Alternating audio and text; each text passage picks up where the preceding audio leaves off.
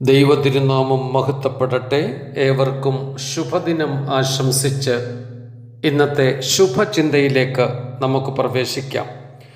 ലൗകിക മനുഷ്യർ ബാഹ്യമായ സൗന്ദര്യത്തിന് പ്രാധാന്യം നൽകുമ്പോൾ യഥാർത്ഥ ആത്മീക മനുഷ്യർ ആന്തരിക സൗന്ദര്യത്തിന് പ്രാധാന്യം നൽകുന്നു. ബാഹ്യ സൗന്ദര്യം കാണുന്നവർ കണ്ടു മനസ്സിലാക്കുന്നു, എങ്കിൽ ആന്തരിക സൗന്ദര്യം അനുഭവങ്ങളിലൂടെ വെളിപ്പെട്ടു വരുന്നതാണ്. സുപ്രസിദ്ധ അമേരിക്കൻ എഴുത്തുകാരനായ ജാക്ക് കാൻഫീൽഡിൻ്റെ സുപ്രസിദ്ധ പ്രചോദന ഗ്രന്ഥമായ chicken soup for the soul എന്ന പുസ്തകത്തിൽ ലീസ എന്ന കൊച്ചു പെൺകുട്ടിയുടെ കഥ പരാമർശിക്കുന്നു. ബാഹ്യവും ആന്തരികവുമായ സൗന്ദര്യത്തിനുടമയായ ലീസായുടെ 2 വയസ്സിൽ സംഭവിച്ച വ്യത്യസ്തങ്ങളായ 2 സംഭവങ്ങൾ പരാമർശിക്കപ്പെടുന്നു. ദേവാലയ ആരാധനയ്ക്ക് ശേഷം ഭവനത്തിലേക്ക് മടങ്ങി വന്ന ലീസായുടെ സൗന്ദര്യത്തെ പ്രകീർത്തിച്ചുകൊണ്ട് വയോധികയായ ഒരു വഴിയാത്രിക പറഞ്ഞു, ലീസ മോളെ, നീ എത്ര സുന്ദരിയാണെന്ന് നിനക്കറിയാമോ?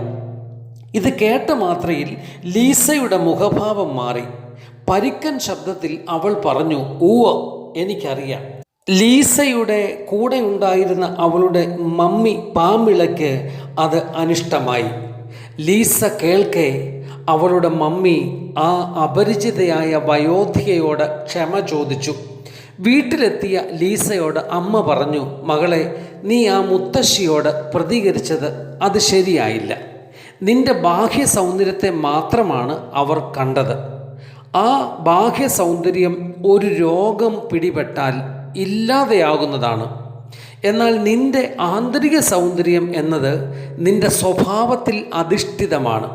ഏതാനും മാസങ്ങൾക്ക് ശേഷം പാമിളയും മകൾ ലീസയും പട്ടണത്തിലേക്ക് താമസം മാറ്റി. ലീസ പുതിയ വിദ്യാലയത്തിൽ പഠനവും ആരംഭിച്ചു.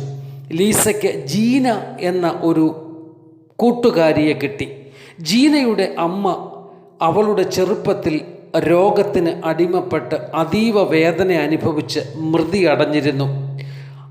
ജീന എപ്പോഴും ലീസയോട് അവളുടെ അമ്മയുടെ സ്നേഹത്തെക്കുറിച്ചും പരിലാളനത്തെക്കുറിച്ചും ധാരാളം സംസാരിക്കും.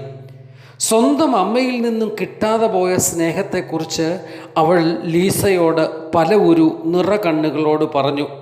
സ്വന്തം സഹോദരിയെപ്പോലെ ലീസ ജീനയെ കാണാൻ തുടങ്ങി. സ്നേഹപൂർവം അവളോട് അടുത്തിരുന്നു. അവർ തമ്മിൽ വേർപിരിയാൻ ആവാത്തവണ്ണം സ്നേഹിതരായി.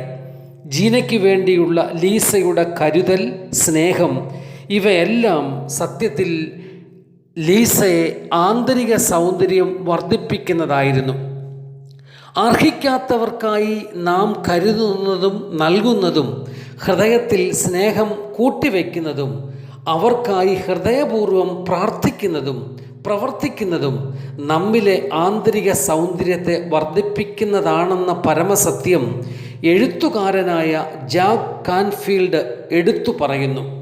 പ്രിയ സഹോദരങ്ങളെ, തന്നെ ഒറ്റിക്കൊടുത്തിട്ട് ചുംബനത്തിലൂടെ കൊലപാതകികൾക്ക് കാട്ടിക്കൊടുത്ത യൂദയോട് പ്രതികരിച്ച ക്രിസ്തുവിൻ്റെ മനോഭാവം, സ്വന്തം സഹോദരങ്ങൾ ആദ്യം പൊട്ടക്കിണറ്റിലും പിന്നീട് ഫൊത്തിപ്പേറിൻ്റെ വീട്ടിലേക്കും വിറ്റുകളഞ്ഞ ജോസഫിൻ്റെ മനോഭാവം, വെള്ളക്കാരൻ്റെ പ്രഹരം ഏറ്റ് നിലത്തു വീണ് അവിടെ നിന്ന് എഴുന്നേറ്റ് തന്നെ പ്രഹരിച്ചവന് എന്തു പറ്റി എന്നറിയുവാൻ മഹാത്മജി കാണിച്ച ആ അനുഗ്രഹിത മനോഭാവം, ഭർത്താവിൻ്റെയും മക്കളുടെയും കൊലപാതകികൾക്ക് മാപ്പ് നൽകിയ ഗ്രഹാം സ്റ്റീമിൻ്റെ ഭാര്യയുടെ മനോഭാവം, അതാണ് സത്യത്തിൽ ആന്തരിക സൗന്ദര്യം.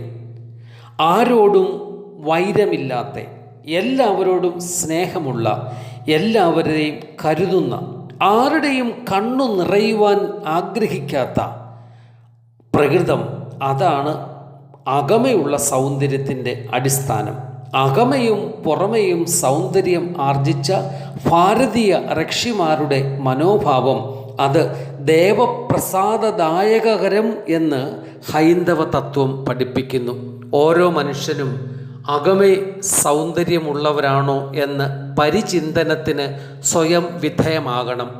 ബാഹ്യ സൗന്ദര്യം അത് നിലനിൽക്കുന്നതല്ല. ആന്തരിക സൗന്ദര്യം ദൈവദത്തമാണ്, അനുഗ്രഹീത കുടുംബത്തിൻ്റെ പാരമ്പര്യമാണ്. അത് നമ്മിൽ സ്വായത്തമാക്കി തീർക്കുവാൻ സർവശക്തൻ സഹായിക്കട്ടെ. ഏവർക്കും ശുഭദിനം ആശംസിക്കുന്നു. നന്ദി.